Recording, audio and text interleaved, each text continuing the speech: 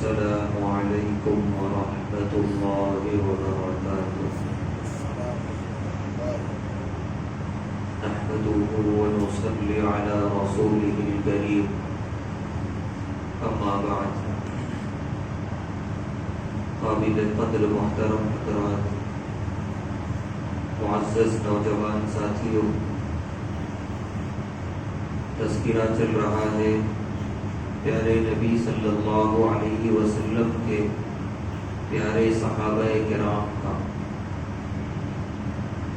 ایسے صحابہ کرام جو عموماً امت کے درمیان مشہور نہیں ہیں، لیکن ان کی بھی بڑی فضیلتیں ہیں، ایسے صحابہ کرام کا بھی اس عنوان کے تحت ترجمہ ہوا۔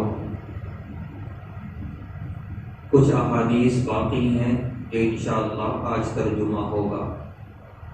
پہلی حدیث جس کے راوی ہیں حضرت علی رضی اللہ تعالی، فرماتے ہیں قال رسول اللہ صلی اللہ علیہ وسلم، اللہ کے رسول صلی اللہ علیہ وسلم نے ارشاد فرمایا ان لکل نبی سبعۃ نجبا، کہ اللہ تعالیٰ نے ہر نبی کو 7 خاص ساتھی عنایت فرمائے، خاص بہت قریبی 7 ہر نبی کو اللہ نے عطا فرمائے۔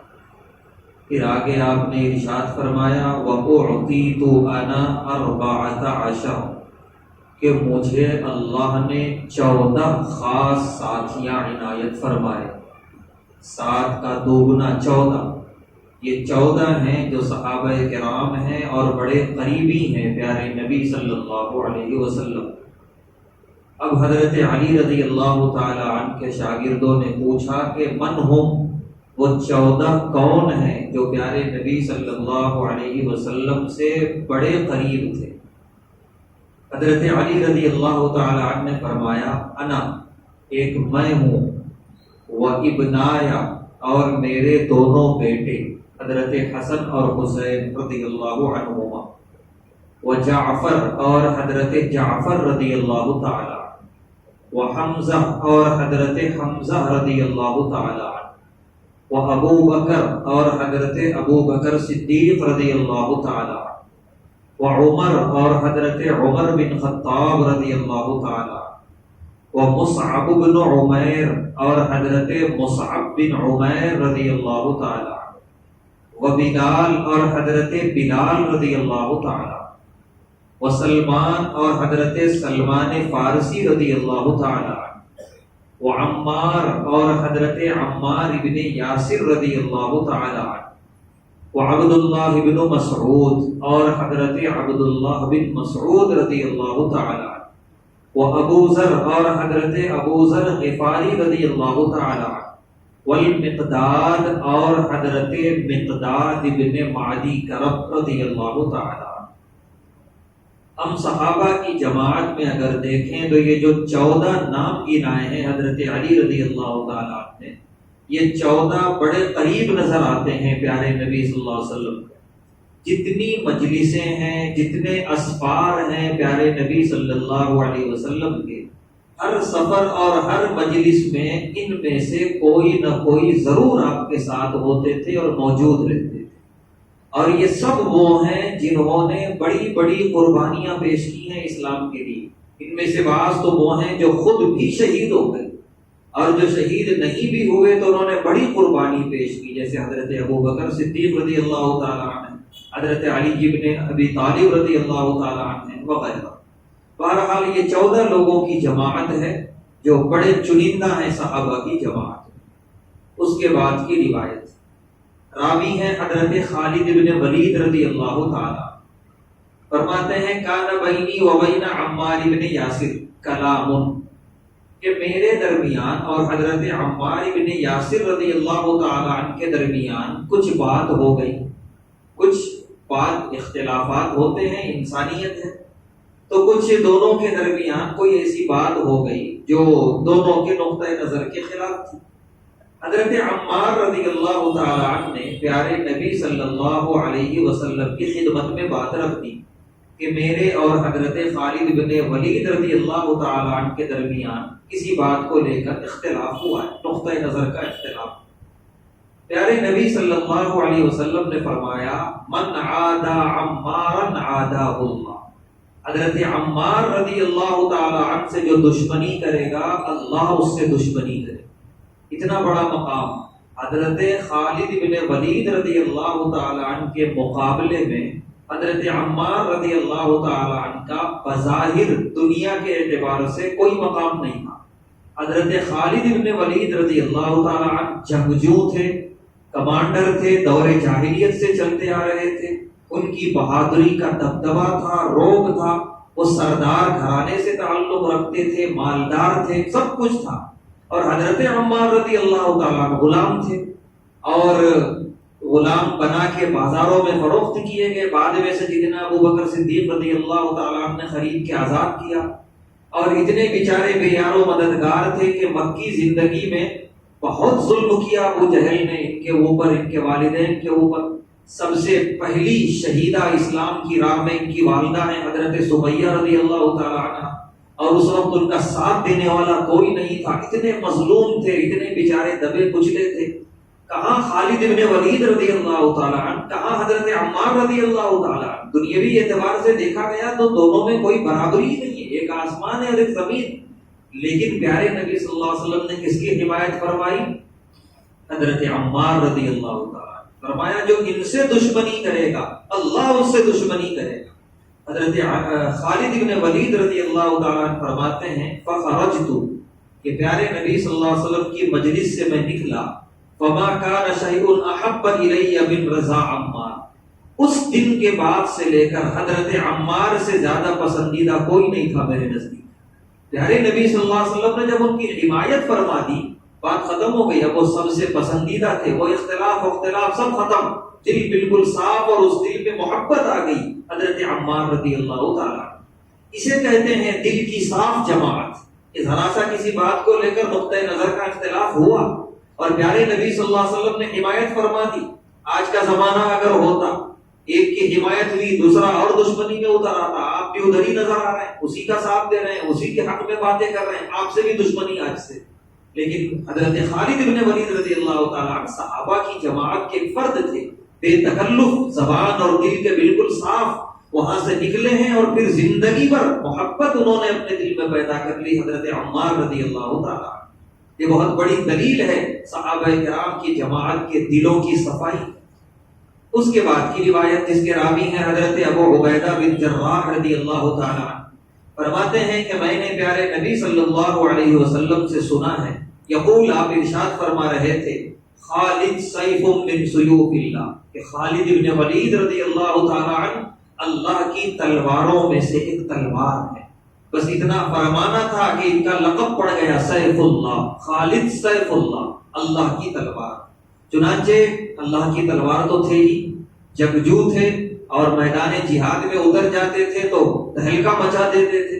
خود فرماتے ہیں حضرت خالد بن ولید رضی اللہ تعالیٰ عنہ کہ بعض جگہوں میں کفار کے ایسے نرغے میں گھسا اور پورے یقین کے ساتھ کہ بچ کے واپس آنے والا نہیں ہوں، ایسا نرغا تھا، ایسا مجمع تھا کفار کا، ان کے ہاتھوں میں ہتھیار تھے، وہ تیار تھے بالکل، اور گھمسان کی جنگ چل رہی تھی، اور میں نے اللہ کا نام لیا اور اندر داخل ہو گیا۔ لیکن کچھ دیر کے بعد سر اٹھاتا ہوں تو دیکھتا ہوں ان کی گردنیں گری ہیں اور میں الحمدللہ صحیح سالم۔ تو یہ ان کی مہارت تھی اور اللہ کی مدد تھی ان کے ساتھ۔ تو اسی لیے پیارے نبی صلی اللہ علیہ وسلم نے لقب دیا کہ اللہ کی تلواروں میں سے ایک تلوار ہے۔ یہی وجہ ہے کہ بڑی تمنا تھی ان کی شہادت کی، لیکن ان کی موت آئی ہے میدان جہاد سے باہر گھر میں، اور جب وقت آیا موت کا تو بہت رو رہے تھے۔ تو ان کی اہلیہ نے پوچھا کہ یہ آنسو کیوں، یہ رونا کیوں؟ انہوں نے فرمایا کہ میں بڑی تمنا رکھتا تھا اللہ کے راہ میں شہید ہونے کے لیے، لیکن اس کی نوبت نہیں آئی۔ تو اہلیہ نے بہت اچھی بات کہی، انہوں نے کہا کہ آپ کو جو لقب دیا ہے پیارے نبی صلی اللہ علیہ وسلم نے، اللہ کی تلواروں میں سے ایک تلوار ہیں آپ، اب اگر آپ شہید ہو گئے میدان جہاد میں، اس کا مطلب اللہ کی تلوار ٹوٹ گئی، کسی کافر نے توڑ دیا، اور یہ ہو نہیں سکتا، اللہ کی تلوار ٹوٹ نہیں سکتی، اسی وجہ سے آپ کو شہادت نہیں ملی اور آپ گھر میں جو ہے اس دنیا سے رخصت ہو رہے ہیں۔ اس جملے نے ان کو بڑی تسلی دی اور بہت راضی برضا وہ اس دنیا سے گئے۔ حضرت خالد ابن ولید رضی اللہ تعالیٰ عنہ کا جب انتقال ہوا، مدینہ طیبہ میں عورتیں رو رہی تھیں۔ حضرت عمر بن خطاب رضی اللہ تعالیٰ عنہ کا دور خلافت تھا اور وہ بہت سخت تھے، کسی کے انتقال پہ عورتیں روتی تھیں، بہت سختی سے منع کرتے تھے۔ یہ پہلا موقع تھا، حضرت عمر بن خطاب رضی اللہ تعالیٰ عنہ گزر رہے ہیں، بعض گھروں سے عورتوں کی رونے کی آوازیں آ رہی تھیں، تو صحابہ نے اندر یہ بات بھجوائی کہ کہہ دو عورتوں سے کہ امیر المومنین گزر رہے ہیں، ناگواری ہوگی، رو مت، آوازیں بند کرو۔ تو سیدنا عمر بن خطاب رضی اللہ تعالیٰ عنہ نے فرمایا تھا کہ نہیں، آج میں اجازت دیتا ہوں، آج عورتوں کو رو لینے دو، قیامت تک مائیں خالد ابن ولید پیدا نہیں کر سکتی۔ اتنا بڑا بہادر آج دنیا سے گیا ہے، لہٰذا آج رونا ہے تو رو لینے دو۔ اتنے بڑے بہادر تھے حضرت خالد ابن ولید رضی اللہ تعالیٰ۔ اللہ پھر کوئی ان کا جانشین پیدا کرے جو فلسطینیوں کے لیے آواز اٹھائے، مظلوم مسلمانوں کے لیے آواز اٹھائے۔ آج ہر طرف ظلم ہے لیکن کوئی خالد ابن ولید کا جانشین نظر نہیں آتا۔ اس کے بعد آج کی آخری روایت جس کے راوی ہیں حضرت جابر رضی اللہ تعالیٰ، فرماتے ہیں کان عمر رضی اللہ تعالیٰ عنہ یقول، حضرت عمر بن خطاب رضی اللہ تعالیٰ عنہ ایک جملہ اکثر کہا کرتے تھے کہ ابو بکر سیدنا، کہ سیدنا ابو بکر صدیق رضی اللہ تعالیٰ عنہ ہمارے سردار ہیں۔ اور بے شک کئی ایسے واقعات آئے سیدنا عمر بن خطاب رضی اللہ تعالیٰ عنہ کی زندگی میں کہ جس سے یہ معلوم ہوتا ہے کہ وہ دونوں ایک دوسرے کے ساتھی اور دوست ہونے کے باوجود بھی سیدنا عمر بن خطاب رضی اللہ تعالیٰ عنہ بڑا لحاظ کرتے تھے سیدنا ابو بکر صدیق رضی اللہ تعالیٰ عنہ، بڑا ادب کرتے تھے جیسے شاگرد استاد کا کرتا ہے۔ تو اسی کے پیش نظر وہ کہا کرتے تھے ابو بکر ہمارے سردار، ہمارے آقا تھے۔ دوسرا جملہ کہا کرتے تھے وَأَعْتَقَ سَيِّدَنَا یعنی بلالا، کہ سیدنا ابو بکر صدیق رضی اللہ تعالیٰ عنہ بھی ہمارے آقا ہیں اور انہوں نے ہمارے ایک آقا کو آزاد بھی کیا ہے اور وہ ہیں حضرت بلال رضی اللہ تعالیٰ۔ یہ جملہ بڑا قابل غور ہے۔ حضرت بلال رضی اللہ تعالیٰ عنہ بھی وہی غلام، بالکل حضرت عمار رضی اللہ تعالیٰ عنہ کی طرح، بلکہ وہ ذرا سیاہ فام تھے تو وہ اور زیادہ کڑی نظروں سے دیکھے جاتے تھے دور جاہلیت میں۔ لیکن سیدنا عمر بن خطاب رضی اللہ تعالیٰ عنہ حضرت بلال رضی اللہ تعالیٰ عنہ کو اپنا آقا کہتے تھے، اپنا سردار۔ کہاں سیدنا عمر بن خطاب رضی اللہ تعالیٰ، کہاں حضرت بلال رضی اللہ تعالیٰ۔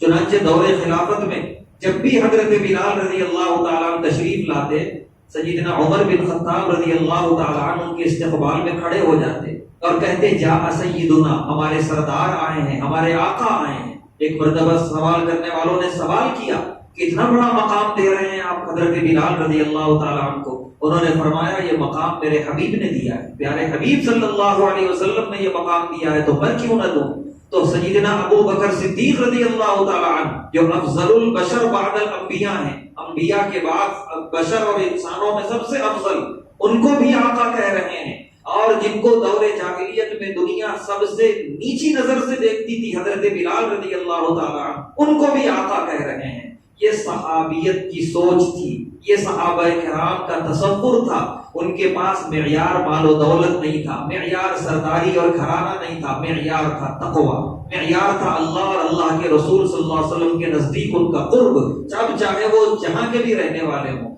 جس رنگ و روغن کے ہوں، جس علاقے اور قبیلے کے ہوں، اگر وہ تقویٰ والے ہیں، اللہ اور اس کے رسول کا قرب حاصل ہے تو وہ ہمارے آقا، ہمارے سردار ہیں، ہماری آنکھوں میں ہے وہ۔ تو یہ وہ مثالیں ہیں جو صحابہ کرام کی جماعت ہی میں ملتی ہیں۔ اس جماعت کے علاوہ کسی جماعت میں یہ لحاظ، یہ ادب، یہ احترام، یہ محبت نہ ملا ہے، نہ ملے گا قیامت تک۔ تو یہ آج کی آخری حدیث تھی۔ اللہ سے دعا ہے کہ اللہ تبارک و تعالی ہم تمام کو ان پاکیزہ جماعت کی پاکیزہ طریقوں پر چلنے کی توفیق عطا فرمائے۔ ان کے درمیان جیسی پاکیزہ محبت تھی ویسی محبت ہمارے دلوں میں پیدا فرمائے، ہر طرح کے شرور اور فتن سے حفاظت فرمائے۔ وآخر دعوانا الحمدللہ رب العالمین۔